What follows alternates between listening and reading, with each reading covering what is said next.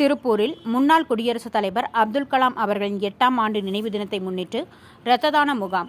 காவலர்கள், பொதுமக்கள் என ஏராளமானோர் தங்களது இரத்த கொடையினை தானமாக வழங்கினர்.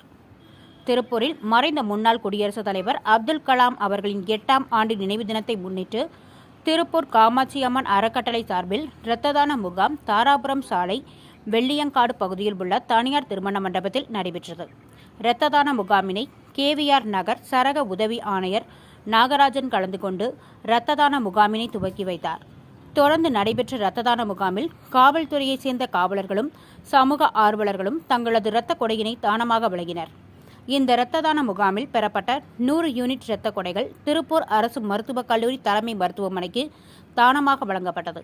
இந்த நிகழ்ச்சியில் தெற்கு காவல் ஆய்வாளர் கணேஷ்குமார், காமாட்சி அம்மன் அறக்கட்டளை நிர்வாகிகள், பொதுமக்கள் என ஏராளமானோர் கலந்து கொண்டனர்.